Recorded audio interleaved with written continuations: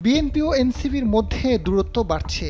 ছাত্র উপদেষ্টাদের নিয়ে নেতিবাচক মন্তব্য করেছেন বিএনপির অনেক নেতা। তবে অনেকে বলছেন, পর্দার আড়ালে বিএনপির সঙ্গে নির্বাচনী সমঝোতা বহুদূর এগিয়ে গেছে। আসন ছাড়ের বিষয়টিও চূড়ান্তের পথে। সূত্র বলছে, বিএনপির সঙ্গে জোট গঠনের বিষয়ে এনসিপিতে দুই ধরনের অবস্থান আছে। এক পক্ষ বলছে, বেশি সংখ্যক আসন ছাড় দেওয়া হলে জোটে যেতে আগ্রহী তারা। এনসিপির প্রত্যাশা অন্তত ৩০ থেকে ৪০টি আসন। অন্য পক্ষের বক্তব্য, নির্বাচনে বিএনপি আসন ছাড় দিলেও দলীয় সিদ্ধান্ত অমান্য করে অনেক আসনে বিএনপির নেতারা স্বতন্ত্র প্রার্থী হিসেবে ভোট করতে পারে, যেটি এনসিপির সামনে বড় চ্যালেঞ্জ হয়ে দাঁড়াবে।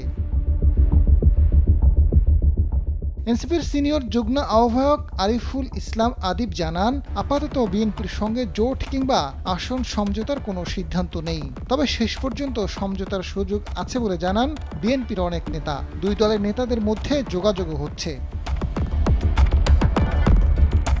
বিএনপির সূত্র বলছে, এনসিপিকে ২০টি আসন ছেড়ে দিতে পারে তারা, যার মধ্যে ৮ জন জয়ী হয়ে আসতে পারেন বলে প্রাথমিক তথ্য অনুসন্ধানে ধারণা পেয়েছে। বাকি ১২ জনের ব্যাপারে সম্ভাবনা কম থাকলেও জোটে টানার স্বার্থে বিএনপি ছাড় দিবে। এদিকে নির্বাচনে তরুণদের বেশি সংখ্যায় প্রার্থী করার বিষয়টি সক্রিয়ভাবে চিন্তা করেছে বিএনপি। দলের দায়িত্বশীল এক নেতা বিষয়টি নিশ্চিত করেছেন।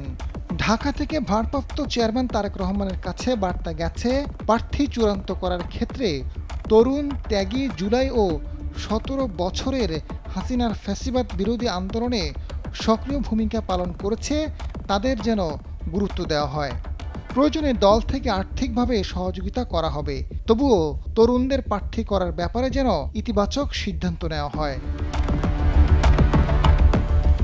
নেতারা বলছেন, জুলাই গণ অভ্যুত্থানে তরুণরা নেতৃত্ব দিয়েছে।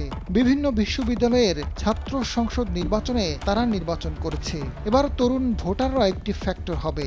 ২০০৮ সালের পর বেশিরভাগ মানুষ ভোট দেয়নি। সে সময় অনেকের বয়স ১৮-র কম ছিল। এখন ৩৫ বছরের তরুণ, তারা এবার প্রথম ভোট দেবেন। দেশে ভোটারদের প্রায় ৬০% তরুণ। আজাদ ফারুক, সময়ের আলো।